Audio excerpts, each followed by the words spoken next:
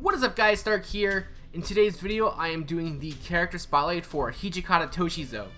Now he is going to be a 5-star berserker available in the Guda Guda Part 2 banner, and he is pretty much the definition of a glass cannon.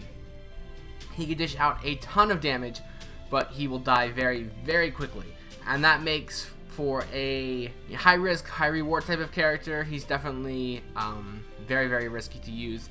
It does have a lot of payoff, but overall I think he isn't really that great of a character, especially compared to some of the other berserkers in the game. But he is definitely very powerful, and if you do get him, you know, he can do a lot of damage, and depending on what other characters you have, he definitely can be very beneficial to your team. So for his stats, at level 90 he will have 12,028 HP and 12,089 attack. So he is pretty balanced overall for his stats. However, his HP is pretty low for a berserker, ranking him 58th overall in HP. His attack stats though are really good, ranking him 10th overall in attack. So you know, you can do some pretty good damage there. He is a berserker, so he's going to get that extra damage multiplier. So yeah, he's going to do some really good damage. As you'll see with this character, he can do a ton of damage, and that really does live up to his moniker as the demon of the Shinsengumi. As for his maximum stats, if you grill him out, he'll end up with 13,178 HP and 13,234 attack. His star absorption is 9, his star generation is 4.9%, and his normal phantasm generation will give him 1.08 on his attacks and 5% on his defense. So now moving on to his servant skills, and he does have a pretty solid set of skills. But they are, in my opinion, a little flawed with the way the character is supposed to work. Well, maybe flawed is not exactly the best way of saying it. It's just a little bit lacking, and I'll talk about that in just a little bit. But first up, his first skill is going to be the Demon of the Battlefield B. This will increase his party's Buster card effectiveness for 3 turns, as well as increasing his party's critical star generation rate for 3 turns. So this is actually a really good skill. You get a 20% increase to your Buster card effectiveness, and a 20% increase to your critical star generation for 3 turns for your entire team on a 5-turn charge time at maximum level. So this skill is very good. You know, you get that buff to your attack and your critical stars, and for the whole party too, so you're going to be doing a lot of extra damage with this, and you're going to be able to generate quite a few extra stars to be able to do an additional amount of damage. That's definitely going to be very helpful, and it does also play into his third skill as well, but we'll talk about that when we get there. For his second skill is going to be the Disengage C, which will remove his own debuffs as well as recover his own HP. So this one is really nice. You know, if you do have that damage over time effects or status effects that will do damage to him or any other type of debuffs, he can get rid of those, and he does also recover his own HP.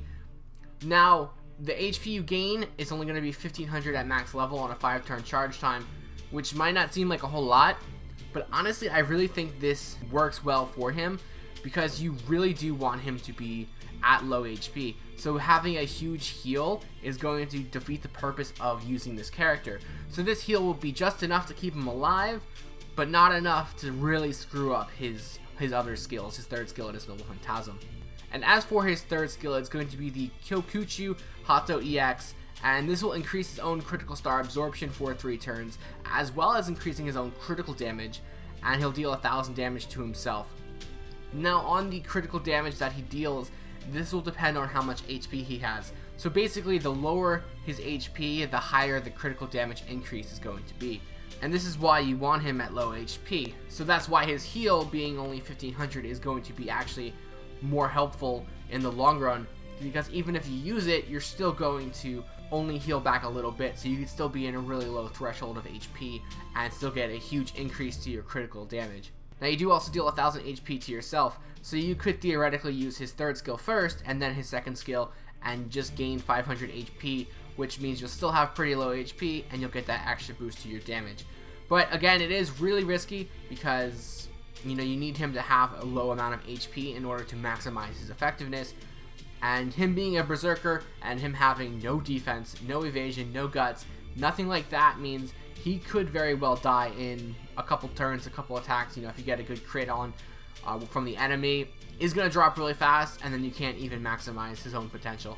But this will give you a 4,000% increase to your critical star absorption for 3 turns on a 5-turn charge time. So this is very good skill, and it does combo in with his first skill, like I said, so you'll be able to generate more stars, and then you'll also be able to absorb those stars with himself.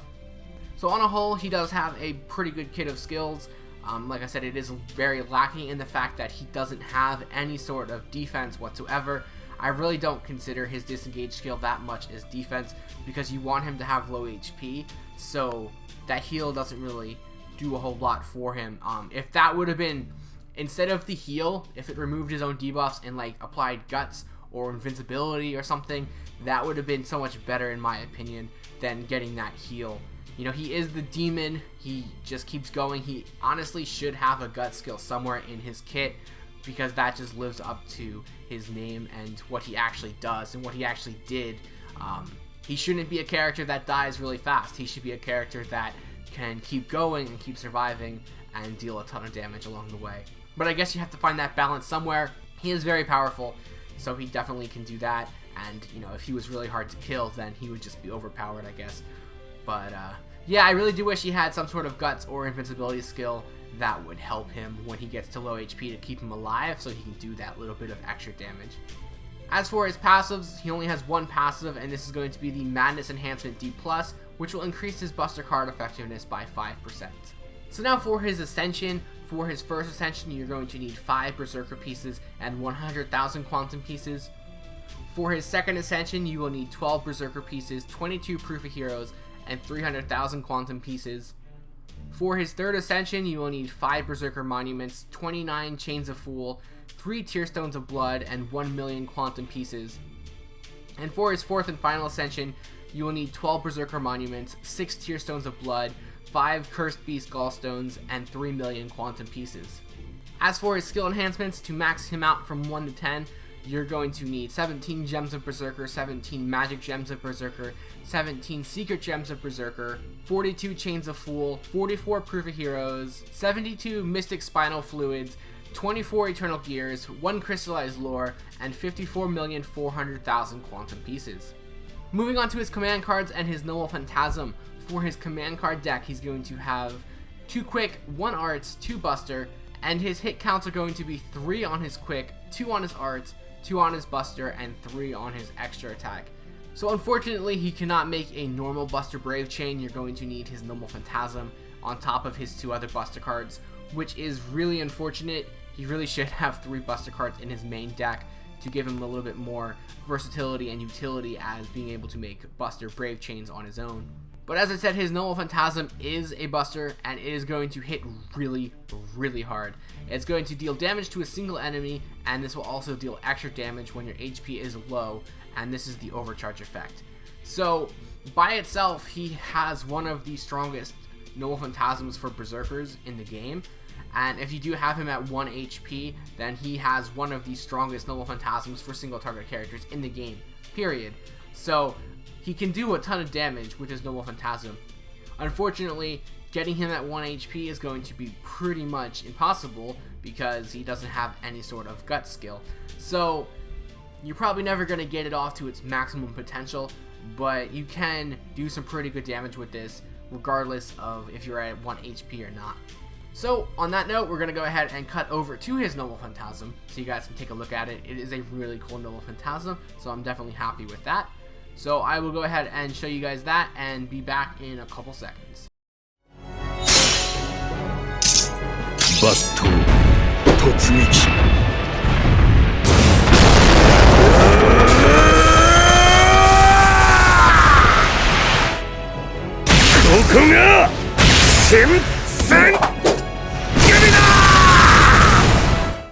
Alright, so we are back, and now we are going to be talking about some of the craft essences that you could use on him. And first up is going to be his maximum bond craft essence, which is going to be the Haori of the Vow. And while equipped, this will apply guts to him one time with 1 HP, and also increase his critical strength by 30%. So this is actually a really good craft essence to use on him, and more maximum bond craft essences should actually do this. It's nothing special, it's nothing unique, but it definitely fills in for some of his weaknesses. It gives him that guts, and the guts will revive him with 1 HP. So this is going to allow you to use his normal phantasm at his maximum potential, assuming that you don't get killed off before you can use his normal phantasm. And this will also increase his critical strength as well. So you do get a lot out of that, but it will take a long time to get his bond to level 10 in order to unlock that craft essence.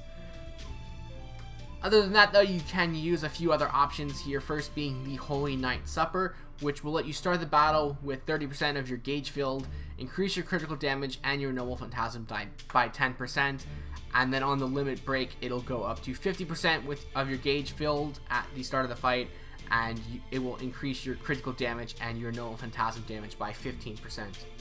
So this kind of gives you the best of everything. He doesn't have any sort of normal phantasm generation or being able to increase his gauge, so being able to start with 30 or 50% of your gauge filled is going to be very helpful, and then you do get a boost to your critical damage and your normal phantasm damage, so you're just going to make him even stronger than he already is. You could also go with the Victor of the Moon to increase your Buster Card effectiveness by 10% or your critical hit strength by 20%, and then 15% and 25% at the maximum limit break. So you do sacrifice a little bit of normal phantasm generation, not being able to get the gauge filled, but you do increase the amount of overall damage you'll deal with your Buster Cards and your critical damage. So it really depends on what you're trying to do with him. If you have characters in your team that will be able to generate his normal phantasm, then it might be a good option to go with Victor of the Moon instead of Holy Night Supper. And then you could also just go with the limited 0 over for the flat increase to your Buster Card effectiveness of 25% and 30% at max limit break. So now moving on to some of the characters that you could use with Hijikata, and for the free-to-play characters, first up we're going to have Mash. You know, she really is very helpful for a lot of these characters that are glass cannons or berserkers that die really fast. She's able to offer a ton of defensive support to Hijikata. She's also able to make him invincible, so if you get down to low HP, you could use Mash to make him invincible and then not take any of that damage. So she's going to be very helpful in keeping him alive. Next up is going to be Fuma Kotaro, and he's also going to be very helpful in keeping Hijikata alive, but for different reasons. He's able to apply evasion on Hijikata, so he can evade attacks, which is going to be very helpful. But he also does function as a debuffer, being able to reduce the attack of the enemies. So the lower their attack, the less damage they're going to deal, which means that Hijikata is going to be able to take those hits, but still survive those hits, because he's going to be taking less damage. So overall, you know, Fuma being a debuffer is going to be very helpful, and he also does provide a little bit of defensive support in the form of that evasion skill. Next up for the banner units, first up is going to be Quetzalcoatl, who is going to be very, very helpful for Hijikata, being able to apply guts onto him. So this is obviously really helpful because he doesn't have any sort of defense or anything like that, and being able to get that guts skill on him to keep him alive with low HP so he can fire off that really powerful normal phantasm is going to be very helpful. But she also can increase his Buster Card effectiveness at the exact same time with that gut skill. So you're going to keep him alive and make him even stronger, and that alone is enough to just be a really good combination. But she can also increase his attack with charisma as well, so you're going to be able to get a ton of buffs onto Hijikata using Quetzalcoatl, so they're just a very good combination to use together. And finally we have Merlin. Now I know in the previous video I said I wasn't going to include Merlin as often, but really he is just a fantastic servant to combo with for Hijikata. Now his Double Phantasm can heal a little bit, but the bonuses you get from Merlin definitely outweigh the negatives that he does give. And you know, you're going to be able to get everything with Merlin for Hijikata. You can get his Double Phantasm increased, you can increase his attack, his Buster Card effectiveness, you can imply invincibility to keep him alive longer, you can increase his critical damage and his star generation. So really every single flaw that Hijikata has, Merlin has some way of countering that, and when that happens, you can't help but include him. You have to talk about him, you have to use him. He's just that good, and really there's nothing much else to say about Merlin. He's a fantastic servant, and if you have Merlin or if you have Hijikata and you need a support unit, Merlin's definitely going to be your first option. So for his overall star rankings, for his stats, he's going to get 5 out of 5. He has top 10 ranking in attack. He's going to do a ton of damage. His HP stat is a little bit lower, but it's still pretty high overall. So 5 stars there. For his skills, going to give him 4 stars. Now this might be a little bit high, but on paper his skills do look really good, and they can do a lot of cool things and do a lot of damage if you don't factor in the other flaws that his skills leave for the character. But on their own, they are a really good set of skills. You just have to kind of figure out how to make up for the flaws that the character does have. For his Null Phantasm, he's going to get 5 stars. It does a ton of damage. It's one of the strongest Null Phantasms in the game, especially at 1 HP. So really, there's not much else I can do but give it 5 stars overall. For his survivability, he is only going to get 3 stars. Obviously, I probably could have made this lower, really. Him being a Berserker, he's just going to fall really fast. He has no way of keeping himself alive, no defense, invincibility, evasion, guts, all that stuff. So he's going to drop really fast unless you have some sort of counter to that. So 3 stars for survivability, and for that reason, versatility will also get 3 stars. You do have to find a lot of support for him in your team, and that means you can't just plug him into whatever team you want and do a ton of damage. Unfortunately, you do have to be very careful with what team composition you make with this character, but if you can figure it out, he can do a ton of damage. Or if you're just planning on using him as a Null Phantasm nuke and then have him die and then bring out someone else, that works too. He can fire off really powerful Null Phantasms, so if that's your strategy, then hey, that's not a bad strategy at all. This will give his overall ranking a 4 out of 5. He's probably a little bit worse than his actual ranking indicates, but he can do a ton of damage. He is just a massive double-edged sword, so you do have to account for his weaknesses and his flaws, and if you can do that, then he's going to be very helpful for your team. But if you can't do that, then you might want to consider skipping this character and leaving him for somebody else. So that's going to wrap up another character spotlight here.